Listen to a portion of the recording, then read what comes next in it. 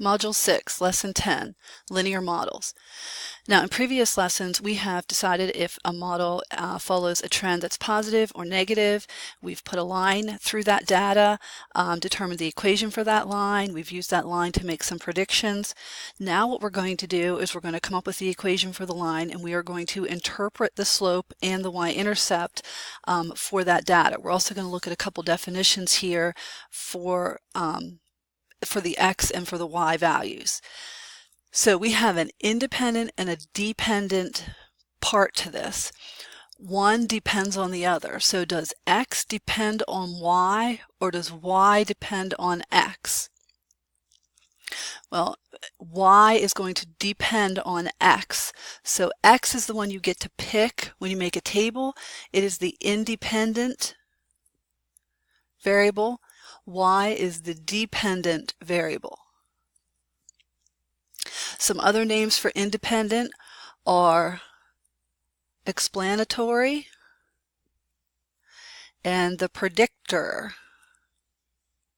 Some other names for the y, for the dependent, are the response variable and the predicted variable. So mainly you're going to need to know x is independent, y is dependent. Y depends on x. All right, so I've just talked about the classwork part at the top here, but let's look at the example now. Example 1, predicting the value of a numerical dependent variable, in other words, predicting the y, based on the value of a given numerical independent, based on an x, has many applications in statistics. So what we're going to do here to begin with is we're going to look at some independent variables and what might be used to predict the dependent variable, and then we'll switch it up in the second example and do the reverse. So looking at number 1, for example, for each of these dependent response variables, identify 2 possible numerical independent variables that might be used to predict the value for the dependent variable. So if we have the height of a sun, what might be used to give us the height of a sun? What might influence the height of the sun? What might make a difference in the height of a sun?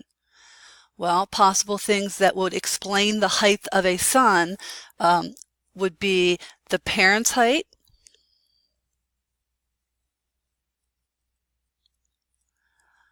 that's an E, could be the age of the sun, and things like that. So you're looking for at least 2 things that could be the explanation for the height of a person. All right, so if you look at the second example, the number of baskets scored in a basketball game by a basketball player.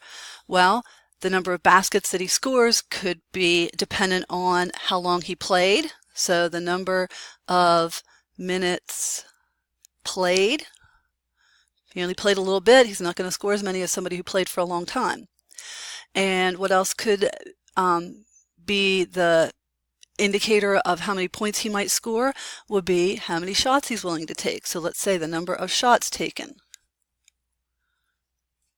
number of shots tried. All right, so that's what you're going to do on the rest of the questions here for this table. You're going to find 2 things that could be the explanation or the cause, I'll say, of the response variable that could influence the response variable, could be reason for it to be what it is. All right, now for number 2, we're going to switch your thinking. We're going to figure out what the dependent variable is for each of these independent variables. So now we have the starting point.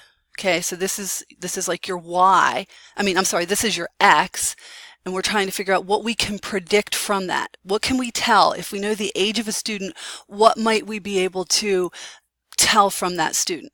Well, if we know the age of a student, maybe we can tell what grade they're in. So let's say the grade level. And they're only asking us to find one this time. So we only need to find one dependent variable for each of these. We could find numerous ones. We could also maybe connect this to their height or something like that. All right, so let's try another one. The height of a golfer. Height of a golfer. I'm going to guess that we might be able to predict. Let's see if we know the height of a golfer. A shorter golfer maybe can't swing the putt as far. The ball won't go as far when he swings. I don't know if it's like a child, whereas a full-grown adult may be able to swing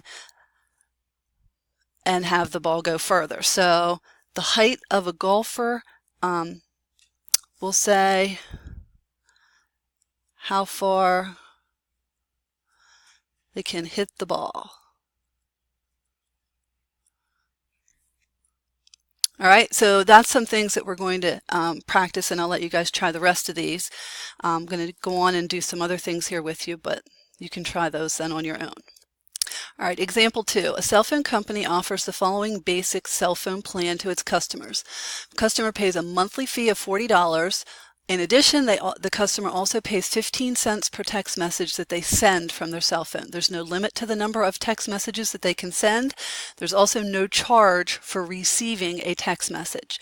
So you're going to go through and you're going to answer, I believe it's questions 3 through 9 right now that go along with this example.